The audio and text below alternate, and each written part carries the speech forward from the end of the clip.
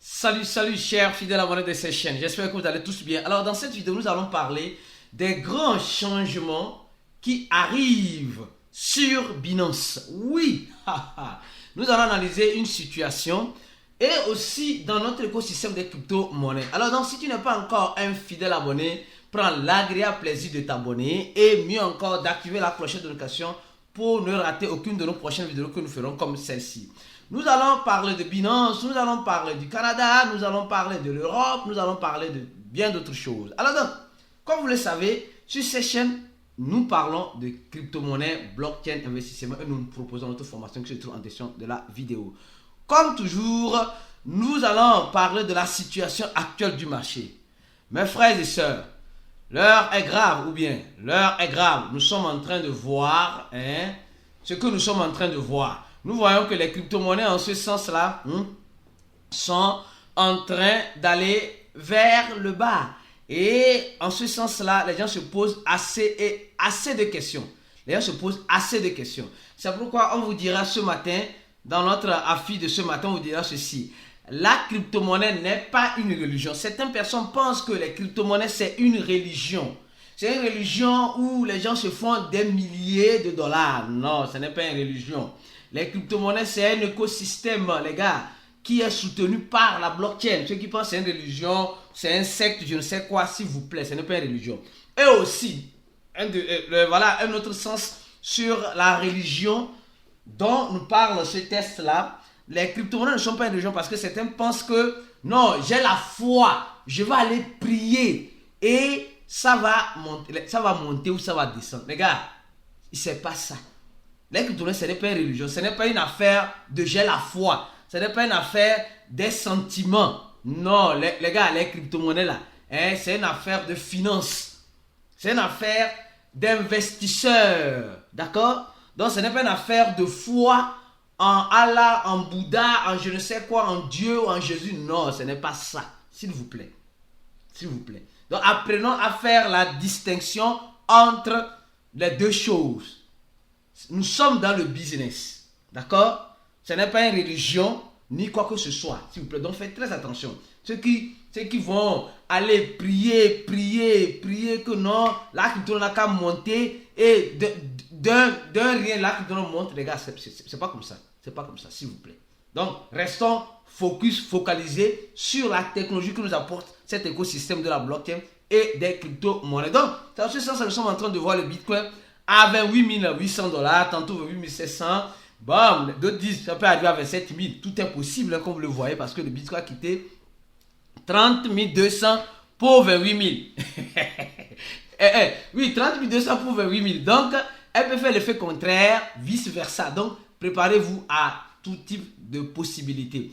Alors, on va commencer par cette information. Les gars, on nous dit le Canada et le Mexique veulent rejoindre les pays du BRICS pour éliminer la dominance du dollar américain. Mais qu'est-ce qui se passe avec les Américains, les gars? Mais c'est chaud, hein?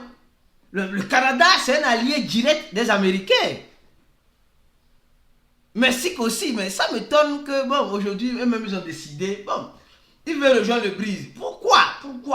Il y a quoi dans le BRICS là-bas, dans les pays qui ressemblent la Russie, et quoi peut-on, l'Inde, le Brésil, et la Chine et l'Afrique du Sud? Il y a quoi concrètement? Et aussi, le Canada et le Mexique veulent rejoindre. L'Arabie Saoudite aussi veut rejoindre. La Tunisie aussi veut rejoindre. Donc, c'est bizarre. Donc, c'est... Bon, en tout cas, de toute façon, la dominance du dollar n'est pas favorable. N'est pas favorable à notre écosystème de façon générale. Ce n'est pas favorable. Et aujourd'hui, nous sommes en train de voir d'autres pays qui sont en train de vouloir ne plus dépendre du dollar américain, mais dépendre de la monnaie chinoise qui est le yuan, peut-être, et d'autres monnaies, on verra bien, où les BRICS vont mettre en place voilà, une monnaie unique, comme l'a fait la zone euro. Je ne saurais vous le dire, mais je dois vous apporter l'information là, pour que vous puissiez savoir ce qui se prépare dans les coulisses avec le Canada et le Mexique. Alors, allons-y lentement et sûrement, les gars. Beaucoup de changements arrivent. Alors, qui parle de BRICS parle de la Russie. D'accord? La Russie fait partie. Et on nous dit simplement, la banque centrale de la Russie crée une entité pour le mining des crypto-monnaies, le minage. Les gars, s'il vous plaît, c'est pas avec minage, avec téléphone portable, s'il vous plaît.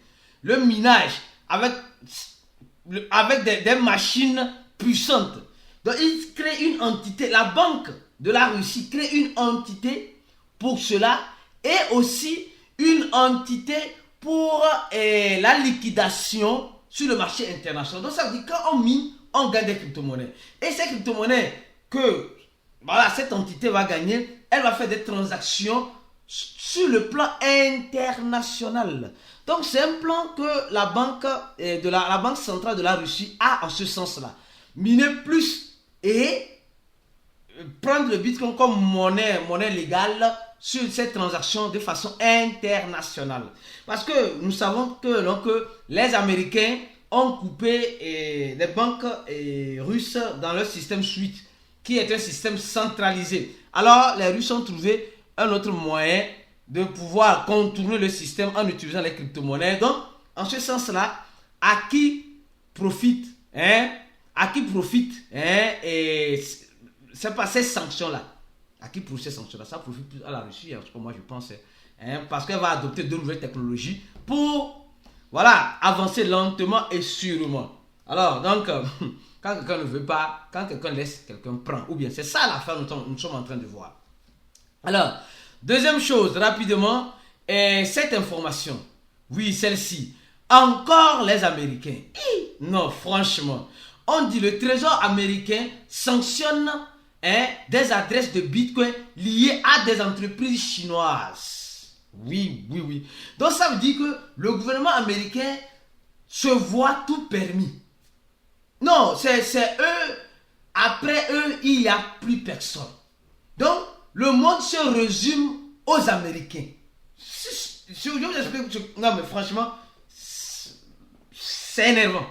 On dit simplement que il y a certaines adresses qui sont liées à certaines entreprises suspectes en Chine.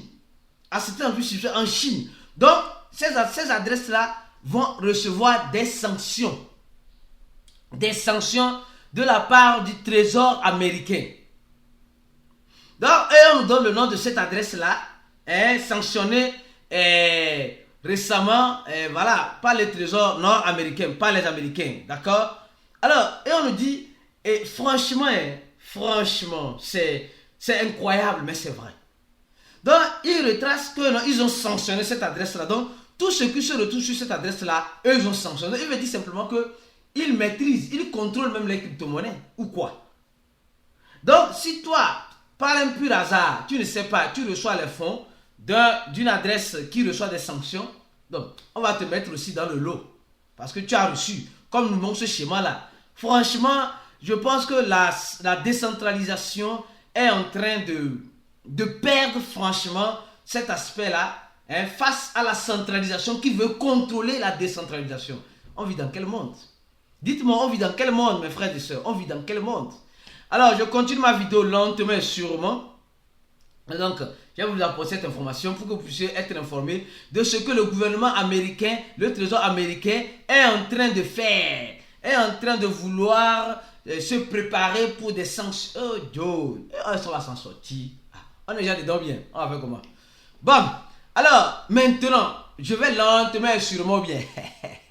On nous dit ce matin sur le BFM Crypto que, alerte info, le MICA, c'est-à-dire que le Parlement européen adopte des règles pour encadrer les crypto-monnaies. Donc, ils ne veulent plus lutter contre les crypto-monnaies, quoi. Donc maintenant, ils veulent adopter. La majorité ont voté sur l'adoption. Mais avant de parler de ça rapidement, nous allons parler de cette information. Binance, on avait déjà dit ça plusieurs fois dans nos vidéos. Ceux qui suivent nos vidéos, ceux qui ne ratent pas nos vidéos, car cette chaîne ici, c'est l'information 24 heures sur 24 en crypto-monnaie. C'est pourquoi nous vous demandons d'aimer la vidéo, de la partager et de faire quoi? De vous inscrire si vous n'êtes pas encore un abonné. Alors, Binance va libérer le staking et a déjà libéré le staking comme promis. Et nous sommes en train de voir, elle a libéré ça hier. Et nous allons voir rapidement le prix de l'Ethereum. Peut-être c'est ce qui a causé la chute de tout le marché, l'effondrement de tout le marché. Et la chute de l'Ethereum, pas une grande chute. Hein. On pensait que ça allait aller un peu plus, mais c'est une grande chute. C'est une grande chute. Il faut reconnaître que c'est aussi une grande chute. Alors donc, ceux qui ont laissé leur Ethereum en staking sur Binance, ça a été déjà libéré. Donc, vous pouvez aller libérer tranquillement. Mais les investisseurs d'Ethereum ne sont pas intéressés pour le moment pour vendre leur Ethereum parce qu'ils savent ce qui se prépare encore derrière. Alors, donc ça, c'est la nouvelle. Alors, revenons sur cette nouvelle-là, sur comment appelle-t-on, sur l'Union européenne. Mais avant de parler de l'Union européenne, si vous voulez vous former en crypto-monnaie, le premier lien qui se trouve en description de la vidéo, appuyez juste sur ce lien-là et vous allez remplir un formulaire. Et dans le formulaire, vous allez voir, vous allez mettre votre nom, votre prénom, toutes vos informations nécessaires. Et là, vous allez payer $80 et vous aurez accès à notre cours. Un cours qui vous permet de vous préparer à n'importe quelle éventualité qui arrivera dans le cours de la crypto-monnaie. Nous faisons des chat voice une fois par semaine. Souvent c'est les samedis, mais cette fois-ci nous allons faire ce chat voice là demain à 20h, les membres VIP. Demain à 20h, il y a chat voice dans le groupe VIP. Comme vous le savez, on va parler de la sécurité, comment sécuriser nos crypto-monnaies. Mieux encore, nous allons parler de tout ce tralala des régulateurs, parler du Bitcoin, parler des altcoins. Et on va rentrer dans les faits divers comme vous le savez d'habitude. Donc, il y aura franchement un débat houleux dans le groupe VIP demain pour ceux qui sont VIP. Bien sûr, ceux qui ont rempli ce formulaire-là. Ceux qui ont rempli ce formulaire-là et on paye $80. Demain, on se retrouve dans le chat. Alors donc, je continue la vidéo lentement sûrement. Et les régulateurs aujourd'hui ont décidé de ne pas aller contre les crypto-monnaies, mais d'aller avec les crypto-monnaies. C'est-à-dire qu'ils vont adapter leur idéologie à la décentralisation. En faisant quoi? En cherchant à contrôler plus, comme on dit ici, et ici une fois de plus, en cherchant à contrôler plus les crypto-monnaies. Alors on dit l'Europe a fait une votation historique en approuvant de nouvelles règles sur les crypto-monnaies. Donc il y a 27 pays qui se sont unis pour décider de cela. Et ils vont mettre en place des réglementations. Hein. On dit qu'il y a eu 517 votes. En faveur pour et 38 contre. Hein? Donc il y a certains qui ne voulaient même pas qu'on légalise les crypto-monnaies et il y a 18 personnes qui se sont abstenues. Alors donc nous sommes en train de voir que l'Union européenne va donner un feu vert aux crypto-monnaies. D'accord? Elle va donner ce feu vert aux crypto-monnaies, mais ce feu vert là aura des limites. Et déjà, on a déjà envoyé un audio dans le groupe VIP pour ceux qui sont dans notre cours en les expliquant comment cela pourrait-il arriver. Oui, ça veut dire que cette réglementation va avoir lieu plus sur les échangeurs centralisés que nous utilisons. C'est en ce sens-là nous sommes en train de voir le fondateur de Binance nous dit ceci. Il nous envoie un message clair et net comme de l'eau de roche ici en nous disant que il y aura des grands changements. Oui, il y aura des grands changements et après la votation, certes, après cette votation, il y aura des grands changements sur Binance dans les prochains mois à partir du 18, voilà, 12 à 18, presque un an et au-delà pour rester conforme à la réglementation que l'Union européenne va mettre en place. Parce qu'aujourd'hui, nous remarquons que plusieurs personnes utilisent les crypto-monnaies et ils pensent que Binance est une plateforme décentralisée où ils vont déposer leurs crypto-monnaies. Tous leurs crypto-monnaies, les gars, faites très attention. D'accord? Binance est une plateforme centralisée, Binance.com est une plateforme centralisée. Donc attention, donc ne déposez pas tous vos fonds là-bas. Alors, et ceux qui n'ont pas encore leur compte sur Binance, je vais laisser le lien en description de la vidéo pour créer votre compte. Et c'est une grande plateforme. Et là, elle veut rester dans la régulation. Et cette régulation-là est bonne parce que l'adoption va venir, mais il y aura des restrictions. Préparez-vous, il y aura des restrictions. Il y aura les gens qui vont déclarer, les gens qui ne déclarent pas les impôts vont commencer par déclarer parce que c'est en ce sens-là que l'Union européenne aussi veut manger, veut tirer sa part du gâteau. Donc, il y aura beaucoup de changements sur les échangeurs qui opèrent, pas seulement Binance, qui opèrent sur le territoire européen. Et aussi, le fondateur de Binance nous dit quelque chose ce matin. Rappelez-vous que le halving qui avait eu lieu en 2012, en ce moment, je n'avais pas connu le Bitcoin, était à combien? Le Bitcoin est venu à $16 après le halving. Maintenant, le deuxième halving, c'est-à-dire que nous connaissons ce qu'on appelle halving. On a déjà parlé de ça longtemps, de long en large. Alors, le deuxième halving qui a eu lieu, le Bitcoin est parti à 6500 dollars en chômage déjà dans les crypto-monnaies. Le troisième en 2020 à 8500. Donc ça veut dire que quand le halving arrive, le prix fait quoi? Qu'est-ce qu'on voit ici? Souvent le prix fait un fois je ne sais combien. Donc le halving de 2024, peut-être le prix du Bitcoin ira à combien? Je ne saurais vous le dire. Je ne saurais vous le dire. Peut-être le prix, on est avec presque 20 000 dollars. Bon, 20 000, 25 000 dollars. Donc, après le halving, peut-être le prix du Bitcoin en 2024 pourrait arriver à combien? À 60 000 dollars, peut-être à 40 000 dollars, peut-être à 7 000 dollars, peut-être. Tout est possible. Est-ce que toi qui me regardes, tu te prépares à ces éventualités-là? Il ne faut pas toujours dire, non, je suis sûr et je crois certainement que ça va monter. Non, certes, ça peut monter. Est-ce que tu t'es préparé aussi à la descente? Tu t'es préparé à la descente? Non, en fait, c'est ça quand souvent on voit des crashs dans l'écosystème, les gens paniquent parce qu'ils ne s'étaient pas préparés. Les gens ne se sont pas préparés. Les gens veulent toujours voir, veulent toujours voir les roses, c'est-à-dire que les trucs intéressants. Mais avant que ça soit intéressant là, il faut passer par un processus. Et souvent, c'est ce processus dans lequel nous sommes en train de passer. Donc, gardez les yeux grands ouverts dans notre écosystème de la crypto-monnaie. Tout peut être possible avec ces grands changements que nous sommes en train de voir avec l'Europe, avec la Russie, les brises, avec Binance qui va changer sa plateforme et pour être conforme aux régulateurs, avec l'État russe et bien d'autres choses qui sont en train d'arriver. Nous nous rappelons que même la France même avait voté une loi même pour les influenceurs. Donc, il y a beaucoup de choses qui vont arriver. Donc, les gars, préparez-vous à ces grands changements.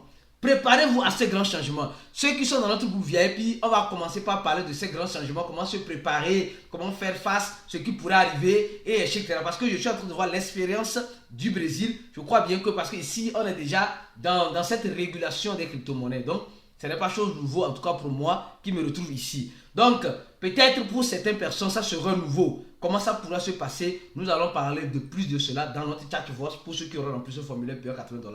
À la prochaine vidéo et ciao!